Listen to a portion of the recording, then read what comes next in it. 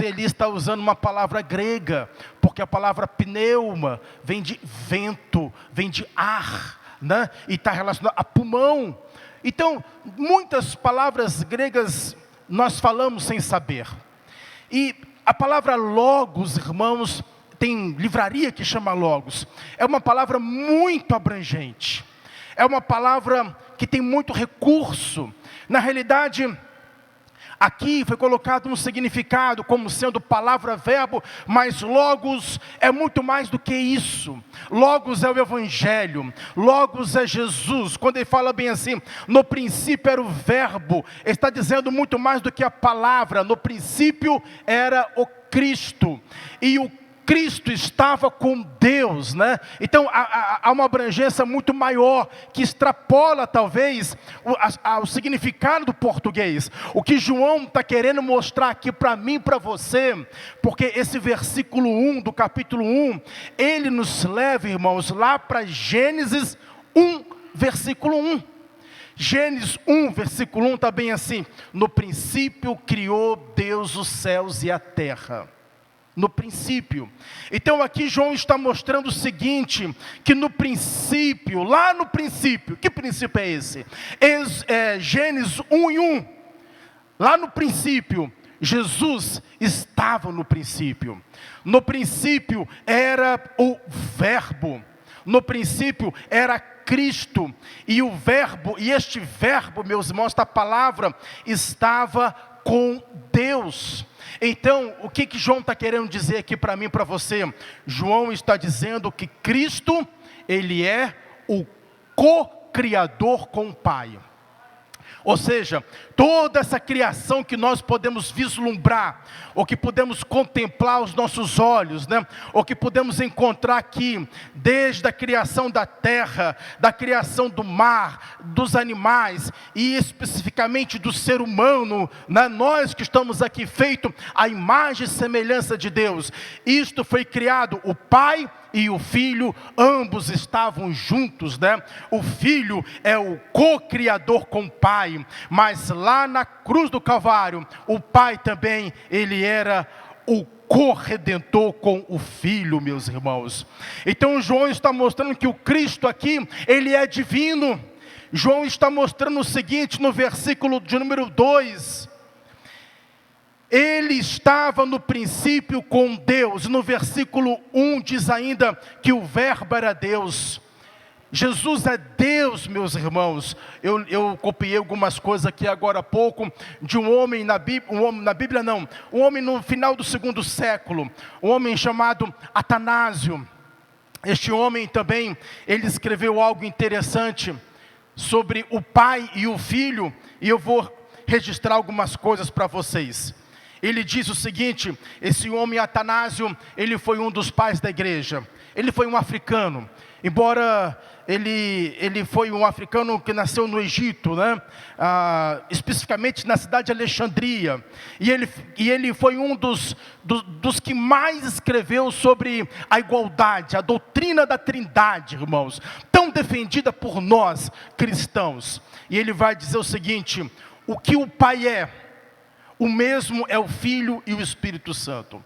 O Pai é incriado, o Filho é incriado, o Espírito é incriado, ou seja, eles não foram criados. Ele vai dizer ainda: o Pai é ilimitado, o Filho é ilimitado, o Espírito Santo é ilimitado. O Pai é eterno, o Filho é eterno, o Espírito Santo é eterno. Só que nós não temos 3 eternos, nós temos um só eterno. O Pai é onipotente, o Filho é onipotente, o Espírito Santo é onipotente. Entretanto, nós não temos 3 onipotentes, nós temos um só onipotente. O Pai é Deus, o Filho é Deus, o Espírito Santo é Deus. Entretanto, nós não temos 3 deuses, nós temos um único Deus.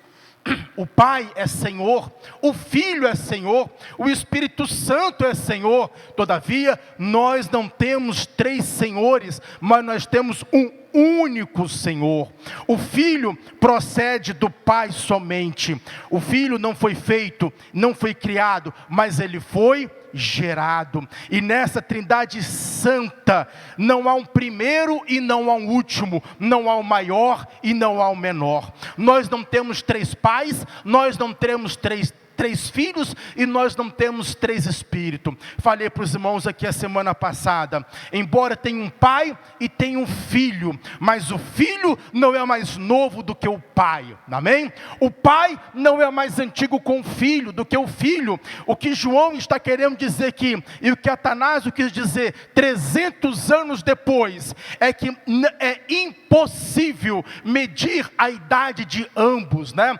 O Filho de Deus, Jesus, ele não é mais novo do que o seu pai, do que o nosso Deus, não. Ambos são eternos, irmãos, ambos são gerados. Um não é mais importante do que o outro, um não está acima do outro. Aí você vai dizer, mas por que Jesus disse, certa ocasião, que o Pai é maior do que eu? Naquele momento em que Jesus ali estava aqui como homem, para nos dar exemplo de humildade, ele disse que o Pai é maior do que eu, mas para nos dar exemplo de que nós também temos de nos considerar um superior ao outro. Aqui, meus irmãos, ninguém é maior do que ninguém. Eu não sou maior do que ninguém e ninguém é maior do que eu, mas a Bíblia diz que eu tenho de considerar o outro superior a mim. Mas Deus não fez um ser humano superior ao outro, e o maior exemplo veio de Jesus, quando disse, o Pai é maior do que eu, sendo que na realidade os dois são iguais em substância, em essência, em onipoder, em glória. Tal é a glória do Pai, tal é a glória do Filho, tal é a onisciência do Pai, tal é a onisciência do Filho, irmãos. E esse texto bíblico está dizendo no versículo 3 ainda, todas as coisas foram feitas por Ele. Paulo lá na frente, parece que ele vai pegar esse versículo e vai desdobrar, né? Ou vai pensar melhor, refletir mais sobre isso, porque todas as coisas foram feitas por Ele, para Ele, e sem Ele nada do que foi feito se fez, irmãos. Aqui João está falando porque havia algumas pessoas naquele período, que quando Jesus dizia, porque Jesus, irmão, durante o tempo que andou aqui nesta terra, Ele dizia para as pessoas o seguinte, eu sou o caminho, eu sou a verdade, eu sou a vida, eu sou a ressurreição, eu sou o bom pastor. Ele dizia, eu sou a porta. Ele dizia, eu sou o caminho, o único caminho que leva até o Pai. Ninguém vai ao Pai se não for por mim.